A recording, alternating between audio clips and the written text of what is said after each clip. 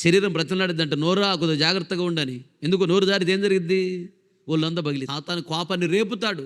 ఇద్దరు బెస్ట్ ఫ్రెండ్లో కలిసిమెలిసి ఉంటారు, చాలా బెస్ట్. ఏమ నోట్లో తీసుకుని ఆమె తినిద్ది, ఆమె నోట్లో ఏమ తినిద్ది, ఈయన నోట్లో ఆయన తీసుకుని తింటాడు, ఆయన నోట్లో ఈయన తీసుకుని తింటాడు. బెస్ట్ ఫ్రెండ్స్ అనమాట. ఇక్కడ జరిగే పెద్ద పొరపాటు ఏంటంటే, ఈయనలో ఉన్న బలహీనతలను ఆయన చెప్పేస్తాడు, ఆయనలో ఉన్న బలహీనతలు ఈయన చెప్పేస్తాడు. ఏమలో ఉన్న బలహీనతలు ఆమె చెప్పిద్ది, ఆమెలో ఉన్న బలహీనత ఏమో చెప్పిద్ది. ఇది పెద్ద తెలివి తక్కువతనం. ఎప్పుడు మనుష్యులు ఎలా మారుతారో తెలియదు. ఈ ఇద్దరు సాతాను ఏదైనా గొడవ పెట్టాడు అనుకో, తగదు వచ్చింది అనుకో, అప్పుడు వెంటనే ఆవిడ నోరు తెరిసిద్ది, నీకు అయిపోయి నీ పని. ఆయన వెంటనే నోరు తెరుస్తాడు. నోరు తెరిచి నీ గురించి నువ్వు చెప్పినటువంటి అన్నీ చెప్పేస్తాడు, చెప్పేసిద్ది. అప్పుడు నీ సాక్ష్యం దెబ్బతినిద్ది, నీకు ఆశీర్వాదం పోగొట్టుకుంటావు. చెప్పినటువంటి వ్యక్తి కూడా తను కూడా సాక్ష్యం పోగొట్టుకునిద్ది.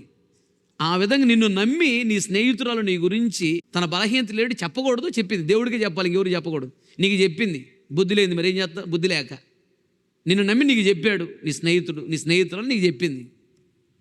ప్రాణం పోయినా ఆ మాటలు ఎక్కడ నువ్వు చెప్పకూడదు. దేవునికి చెప్పి ప్రార్థన చేయాలి, విడిపించు ప్రభువా అని.